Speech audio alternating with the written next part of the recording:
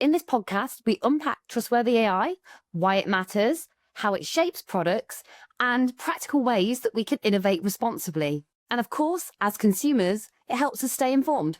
And we have a treat for you today. I'm so excited about our guest, who is an expert in all things security and cybersecurity and AI. We have Meredith from AIS. Meredith, welcome. Thank you. Thanks for having me. Shall we start with, I know I'm biased and I'm keen about everything that you folks do and you do specifically, but for our audience, can you share more about you and AIS and get us started in understanding a little bit about your place in the world of security and AI? Absolutely. I work for Applied Information Sciences, or AIS. We are a Microsoft partner. And so in that space, we have, over the last few years, been big in the cloud adoption, assisting customers moving into the Microsoft stack. And personally, I oversee our infrastructure, security, and modern work like M365 services. And then over the last few years, that has shifted into not just cloud modernization, but adopting AI and, from my perspective, secure, compliant, and responsible AI. So I know that's what we're here to talk about today. So super excited. I've been with AIS for a little over 11 years. We work in highly regulated industries is our space. So complex, regulated data, both from the government perspective, by financial industries, energy, insurance, all of those areas. So people that really have to really take a measured approach to adopting new technology. And especially in the world of AI, there's, just been a lot of fear and a lot of, to kind of slow ramp up in some of these industries. So our focus this year has really been around kind of proving that secure adoption strategy, helping customers sort of navigate how to get started, how to get things into real production use. So that's sort of us in a nutshell. Amazing. Thanks, Meredith. You mentioned there about you working with a lot of industries that have to take a quite a measured approach to this. So from your experience and what you've seen, what do you think is like the most underestimated risk that is affecting organizations with AI? I think there's a lot. The one that comes to mind, just because it feels like it's always starting the conversation, is really the data oversharing and the really data security and governance in general. A lot of organizations have started down the path of implementing like zero trust principles. And I feel like that data layer was maybe the one, pushed to the side more than others. And now it's really kind of become the center, is that, data readiness to use AI is important, but also even more like, all right, what do we actually want to do to secure our data? Or even more so, which is kind of going back to your question, is what should we secure? And that's every, organization, even if they have a strategy, that's a concern that are we really protecting what's most important to our company, our crown jewels, like the things that, we're dealing with in that regulated industry that could open us up to risk.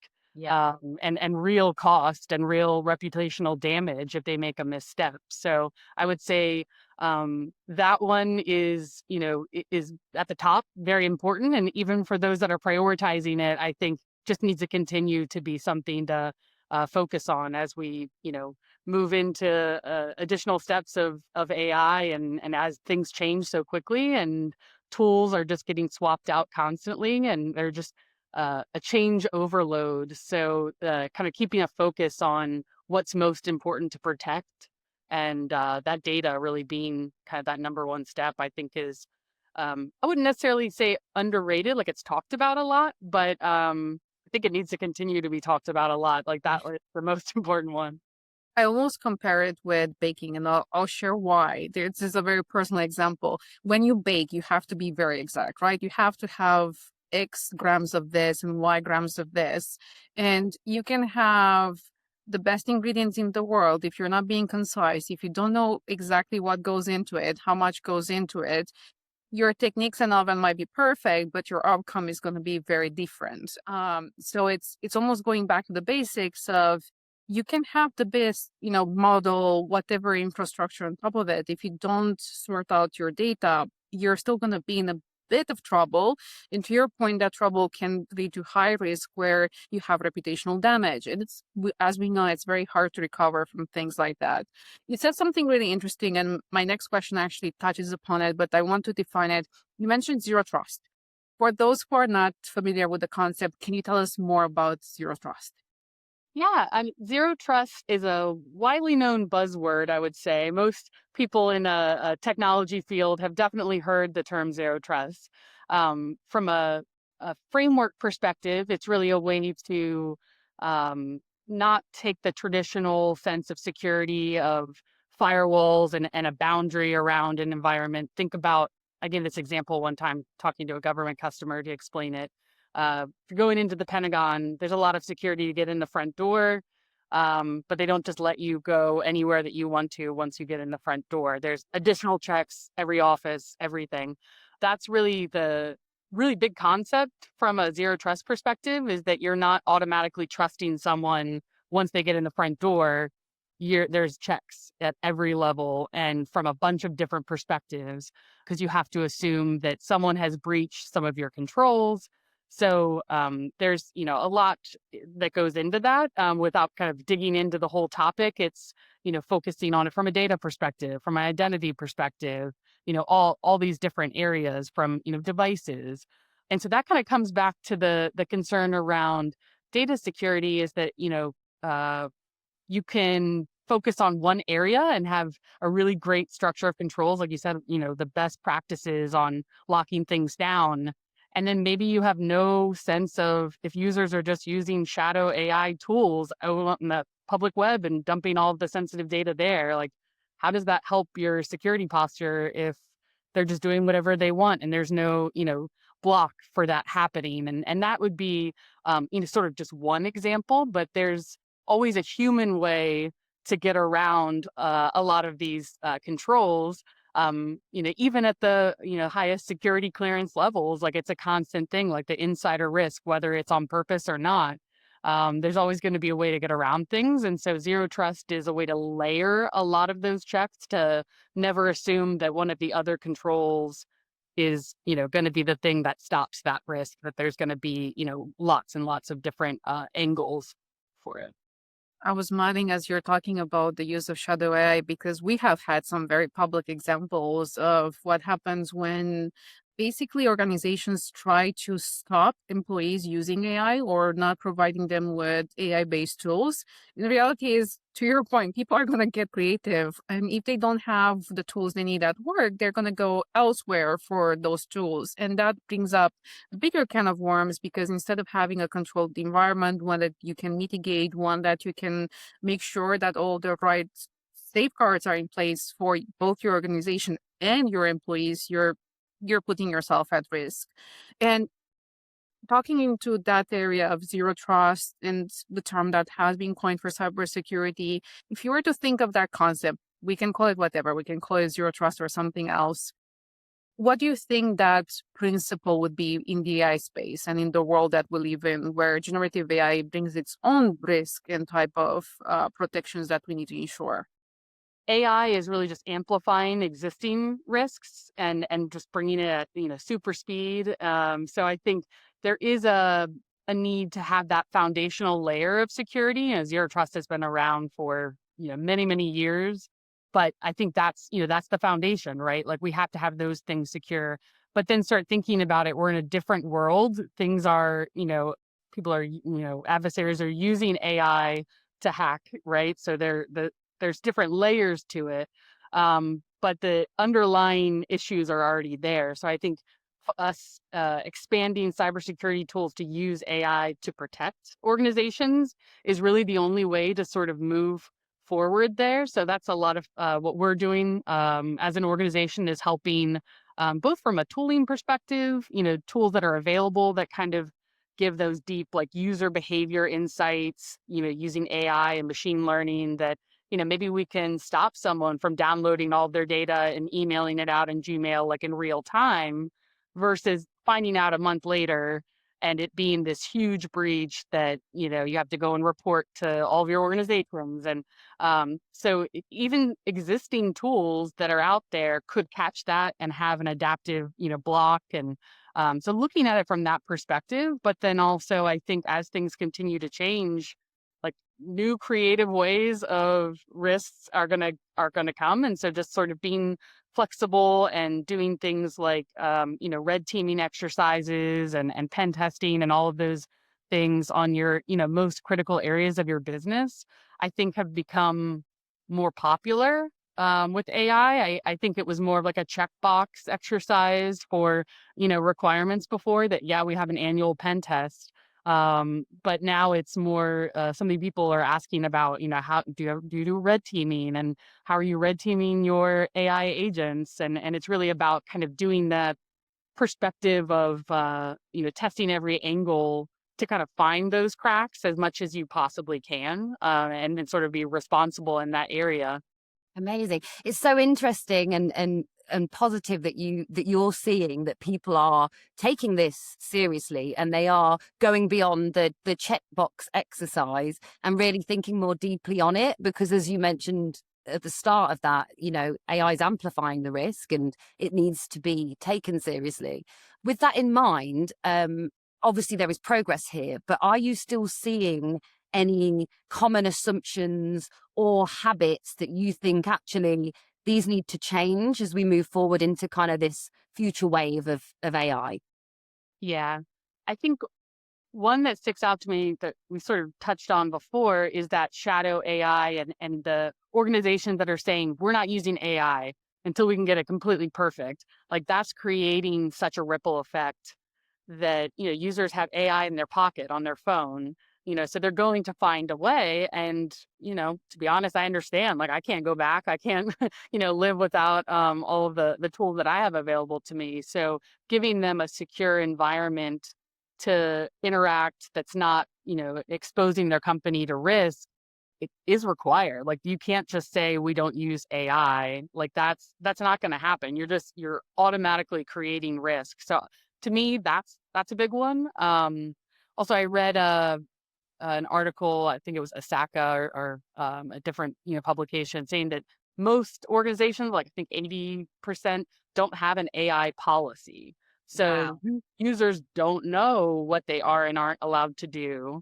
So, even starting with simple things, when we did our own, internal policy, I remember having to, go out and do research. What are other organizations doing, trying to make, for the first time, this is something pretty new. The standards and frameworks certainly haven't caught up yet. And, there are some draft things out there, as I'm sure you all know, from a NIST perspective and from, other frameworks. But there really isn't a standard yet. And so I think a lot of people either don't think of it or assume that users are just, they know what to do. But, users, like there's going to be every level of understanding. And even if there is a policy, that's just paper. They may not have read it. They certainly may not follow it. So I think that sort of minimum understanding is a big gap, like having some policies and education around do's and don'ts, but then also giving them a secure place to use AI. It seems so obvious, and I think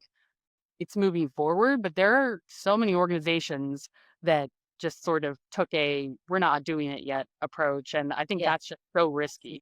Yeah, I've seen that, and it's inevitable that they need to catch up to gain that competitive edge, to be competitive in their hiring and accept the future world that we're in now.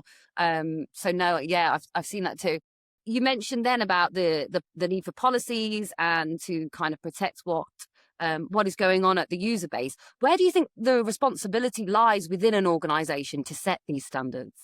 Yeah, that's a good one because I don't know that there's a clear answer. From even the topic of like responsible AI, uh, as someone that's involved in security and compliance, people will ask me about it as like the first stop, and I'm like, technically, this isn't a security shop question, right? It's one angle of responsible AI, but it's really everyone. And I think, is it one clear role? No. I mean, maybe it starts with the IT office, maybe the CTO that sort of starts at that layer, but I think that's part of it is defining, those groups of, legal and compliance and security and IT as sort of a forum to make some decisions on the risk and, the decisions around AI. But yeah, it's one that I don't think anyone has really figured out that structure. I think about that all the time in organizations that are really only looking at it from a compliance and security perspective and may not have, other perspectives, across everything that needs to be really considered from a development perspective, like, data science and, really deeper technical areas. I think it needs to be almost like the DevSecOps realization of like everyone, this is everyone, right? Like it's a process that flows across many roles. So I think it starts at the top, like the top of the organization needs to say, this is how we're doing it responsibly, or appointing someone, which is, I know, a trend, like having a, AI, officer of some kind at your organization, which, I think probably will change back around because everyone is using AI. So maybe it's just an initial kind of stand up, but one way or another, I think at the top needs to be a conversation of, how are we doing this securely? How are we not falling behind as an industry because we're, not moving fast enough, or, creating risks like we talked about by, moving too slowly. So It's interesting going back to the question Keegan have about where do you see responsibility, where do you see things, and the point you brought also of it takes everybody. And there's a reason that we decided the name of the podcast to be Human in the Loop. Famous sort of AI concept, but it applies to everything. It doesn't just apply to, having AI take all decisions on behalf of you without having a human overview. It also includes every single human in the organization to have that awareness, to have that skill set. One thing I realized we haven't touched on yet, but it's definitely a topic that everybody's thinking about in if they have deployed the AI, they're thinking about in terms of next steps, which is agents, and how they're thinking of things that correlate with security of agents. Where does, what's that limit between the human, between the agent? How do we pair them? Have you seen tricklings of conversations happening about agents, and especially either security or responsible AI side of things, or do you feel it's still too early? yeah, I mean, I think people are trying to wrap their mind around it, right? That concept of the autonomous agent going off and doing things for you is amazing, but then you start to slow it down with those checks of human in the loop for a very good reason, like you're mentioning. There needs to be a measured approach, and I think the way I've sort of thought about it is, not that I came up with it, but from everything that we're doing and from everything that I've really studied so far, is kind of having the appropriate level of stops and checks based on, what that agent is doing. So I see a lot of that sort of kind of putting it into those buckets of, is it a human in the loop, like an approval is required at a certain point, because it's a sensitive, area of, let's say, healthcare or financial services, where you want someone, yes, it's great that it can do all this analysis, but at what point do we want to stop and make sure, that we have a list of human checks, and really setting those parameters around an agent and how it executes, rather than bolting it on at the end and having it do, everything it needs to do. Like, I think thinking through some of those more sensitive use cases, but if it is something that's very like low risk, I think, yeah, go all out and then sort of, create that agentic workflow and maybe have the human at the end. But, if it's in a more sensitive area, I think it's sort of thinking through the best way to plug in a human in a loop for either an approval or a review throughout that interaction, versus thinking of it as do everything and then we'll look at it at the end. I think that's the way to sort of, break that up a little bit as we're learning, because I don't think that we, know what the next phase of really agentic and autonomous agents will be. But I think if we continue to realize that a human needs to be in a loop for those critical workflows, then we'll learn how to improve that, process over time.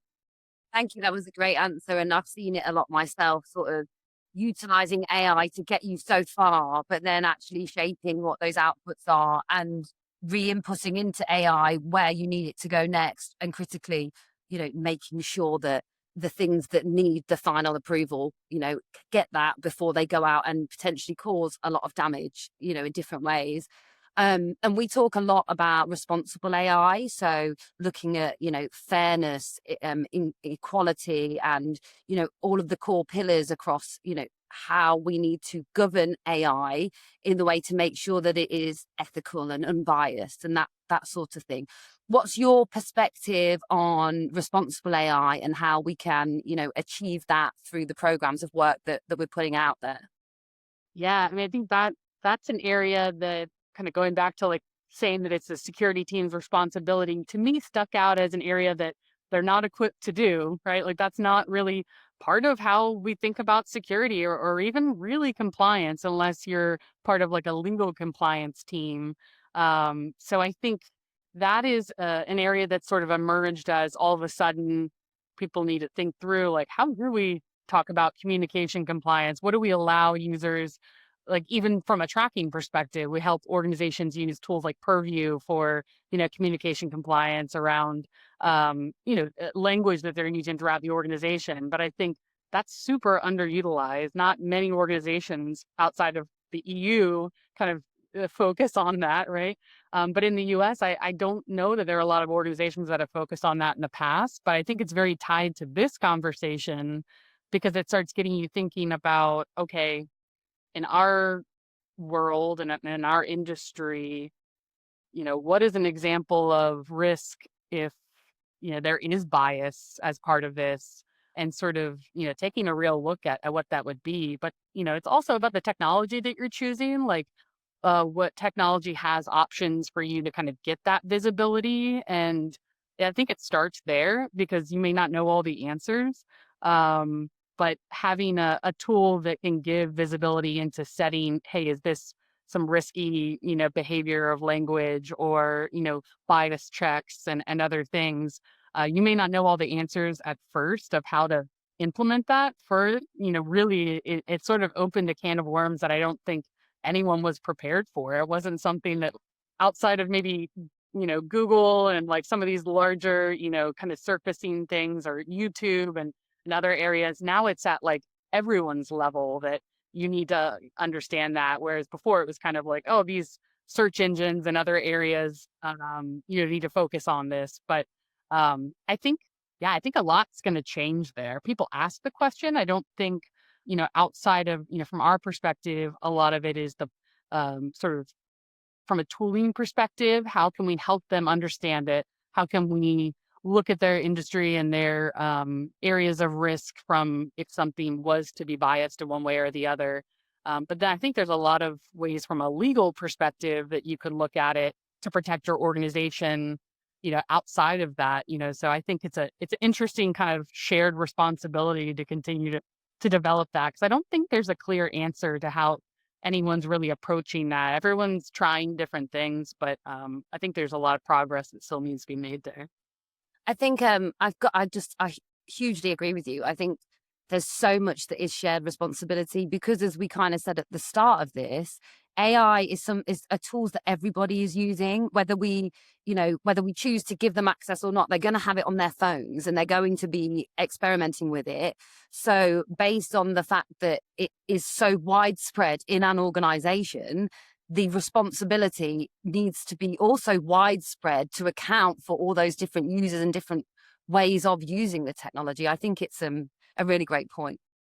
I'll add to that one thing, and that's I found that AI is truly a cross-disciplinary game, and actually having people with interesting, very edge experiences is adding so much to the collective value. And I remember I think it was before OpenAI was releasing 4.0. I hope I'm not making things up, but I remember they put out a call for testers that were coming from chemistry, from physics, from whatever subject. So that subject matter expertise, not only when developing the models, but actually in the workspace, and having people who come from legal, security, ethics, HR, finance, the office of the CTO or the traditional office of the CTO, because all of them bring a different perspective. And I have never, ever been closer to policy than I have been in the last 2 years. And I have never pinged my lawyer friends more often than in the last 2 years. Whenever there's a question about a new body of law or a standard or a proposal. So I am very grateful for the diversity of profiles that, bigger organizations can have. And then for smaller organizations, I'm always mindful that it's not really as easy just to tap somebody on the shoulder and ask. I feel that at the moment, a lot more information is being shared widely. And I know that I'm stalking LinkedIn for whatever interesting folks have to say who are working in those spaces and augmenting knowledge. Yeah, definitely. So, Meredith, before we sort of finish the podcast today, thank you so much for everything that you've talked us through already. It's been really interesting. I personally love the area of security. It's not my area of expertise, so I find it fascinating to understand what how people are thinking about it across different levels. If you were to give the audience at home any homework, as it were, today, what would that be? Yeah, homework. I would say kind of taking a look at how your own personal use of AI is something that, I mean, I'm probably considered a power user of AI in my own organization, but man, I wish I had way more time to test things out like than what I do now. But that also, gives us from this, responsible AI perspective, we should be taking responsibility for our piece, like what we were talking about. But I also think that, really going out and trying new things, like there's never just one tool that you're going to stick with. Like it's changing every single day, so the tool doesn't matter. So I always encourage people to go and really just try things and not get too worried about everyone sort of has that AI shame, of like, oh, I'm a little bit behind, and I kind of find that in pockets of people.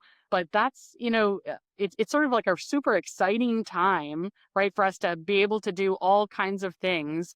It is overwhelming. One area that I've helped with within our own organization is sort of having working sessions with people that maybe wouldn't typically dip their toe into AI and kind of start small and like, hey, put a post-it note on your monitor that says like, how could AI help me with this?